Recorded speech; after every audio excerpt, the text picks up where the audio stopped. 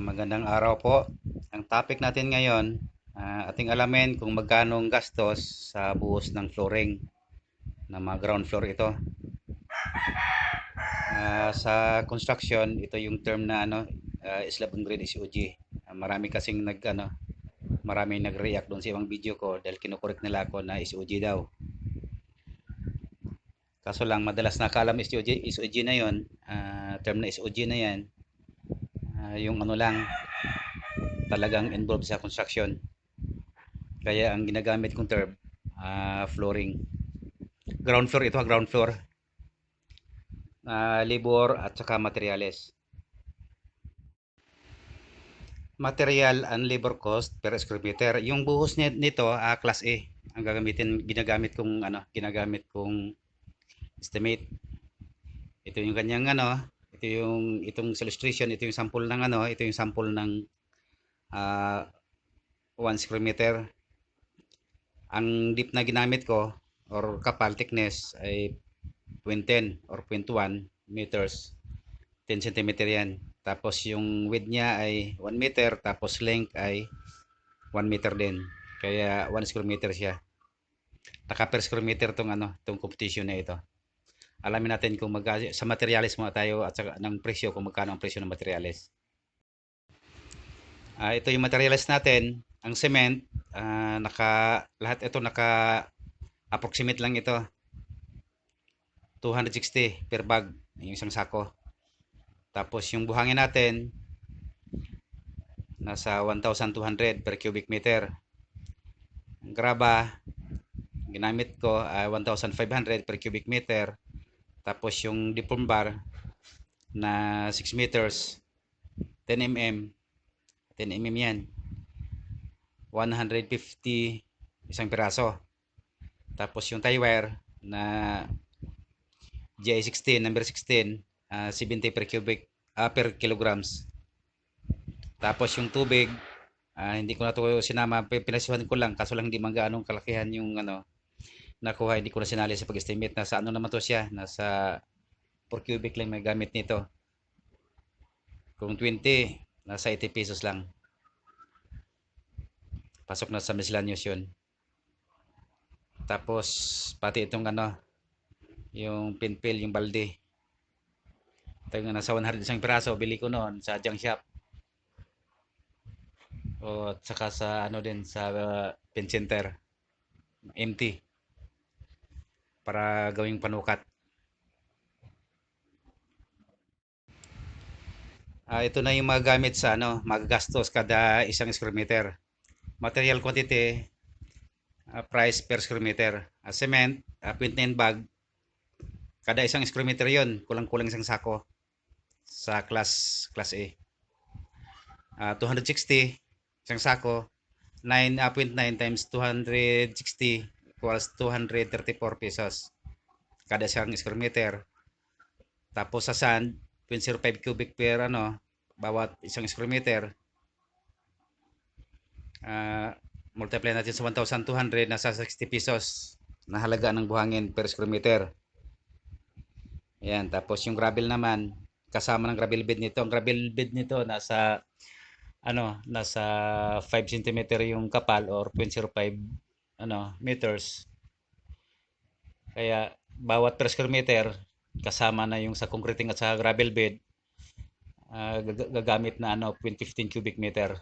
Ang presyo naman niya nasa 1,500, multiply natin 0.15 times 1,500 equals 225 pesos per square meter.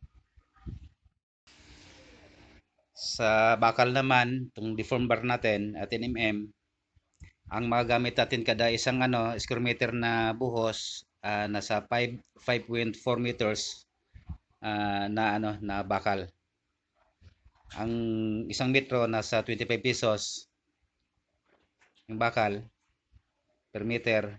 Kaya bawat isang square meter gagastos tayo ng 135 pesos sa bubuhusan natin. Ayan, 135 pesos. Tapos yung tire wire naman, ang magamit per square meter nasa lang. Ang space kasi ng bakal nito, spacing nito both ways. Hindi ko lang nailagay rito na isulat. 0.4 yung ginamit ko. 40 cm o for 3 centimeter, both vision or 0.4 meters. Ayan, tapos yung tie wire, 0.04 kilograms, i-multiply natin sa 70, kada isang kilo, nasa 2 pesos and 80 centavos lang per square meter na magagamit. Ayan. Ito, gumawa ko example.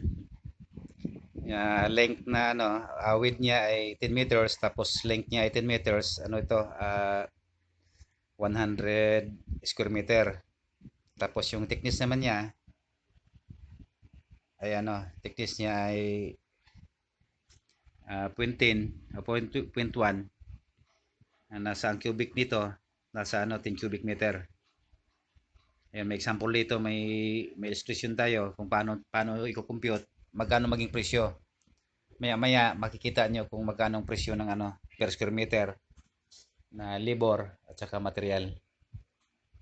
Ayan, tapos yung presyo nito, yung total na magagastos ito kasama yung labor cost.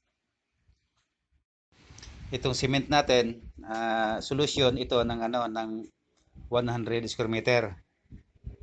10 cubic meter yung 10 cubic meter yung volume nito.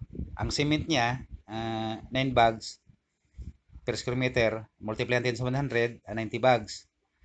Kung ang presyo nito kay na per square meter at 234 pesos, multiply sa sa 100 square meter, ayan, 23,400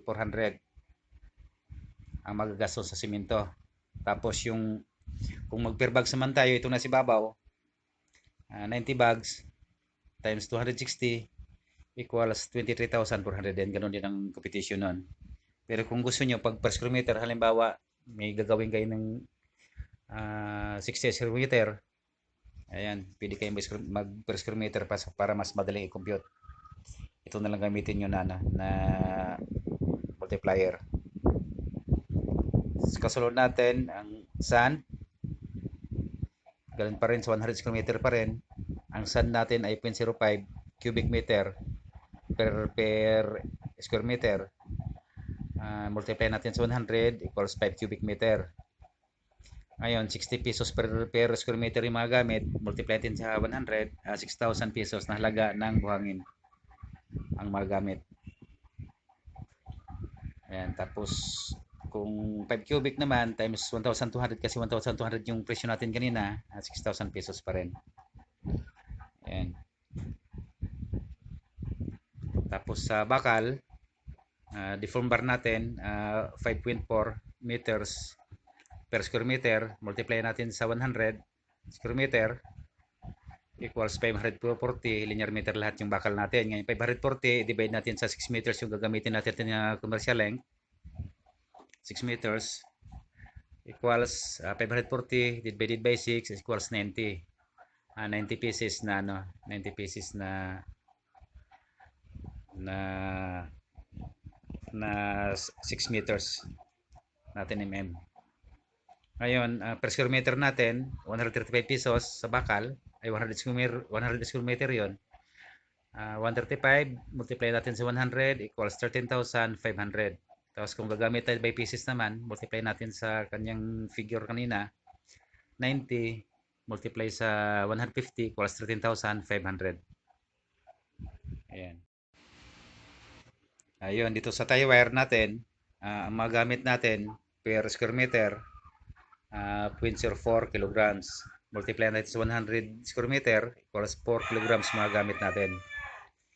Ngayon, per square meter, gagamit tayo ng magagastos natin, 2 pesos and 80 centavos. Multiply natin sa 100, 280 pesos ang magagamit natin. Kung gagamit naman tayo per kilograms, 4 kilograms yung total na magamit natin, 70 pesos yung figure natin kanina. Ayan, 280 pesos pa rin. Pero ang magagamit natin lahat sa 100 square meter na bubuhusan. Yung sa graba naman natin, ito kasama ng gravel bed nito. 15 cubic meter per square meter. Multiply natin sa 100, 15 cubic meter yung magamit na graba. Ngayon, per square meter, ang magastos natin ay 225 pesos. multiply natin sa 100 equals 22,500 pesos sa graba. Tapos, kung gagamitin natin yung per cubic naman, 15 cubic meter, multiply natin sa 1,500, yung sa figure natin ngayon na, gagastos tayo ng 22,500 pesos. Ayun, para sa graba. Ito naman yung natin, material cost per square meter. Ayan, makagagamit tayo ng 656.8, 480 pesos bawat isang square meter, kasama na lahat yung niyan, gravel bed, bakal, ayan, yung buhangin, simento, ayan, 656.8 pesos per square, kada isang square meter yan. Tapos lipat tayo sa labor cost. Ayan, labor cost natin per square meter ay 190 pesos sa bubusan natin na flooring. Ito sa flooring ito ha, smooth finish na ito na flooring, kasama na yung gravel bed nito, lot leveling. Ito halos level na itong lupa na ito, bali ano na lang po, ayusin na preparasyon, lot leveling, cut and fill, tapos compaction. Ayan, 190 pesos per square meter kasamang buhos, pagbabakal. Ayan, tapos ang maging labor material natin per square meter, 846.80 pesos. Ayan, kasama na yung labor, kasama materials niyan. Ito magbabago ito, average lang kasi ito pwede itong magbago pag ready mix yung gagamitin. Pwedeng magbago kung job mix na one bagger, pwedeng magbago kung mano-mano talaga pala lang gamitin sa paghalo, magkakaiba yung presyo nila. Ito average ito na magagamit. Ngayon yung sa 100 square meter nga na example natin, ito yung total na budget sa kanya. Ayan, yung kapal nito 4 inches ha, kapal ng buhos.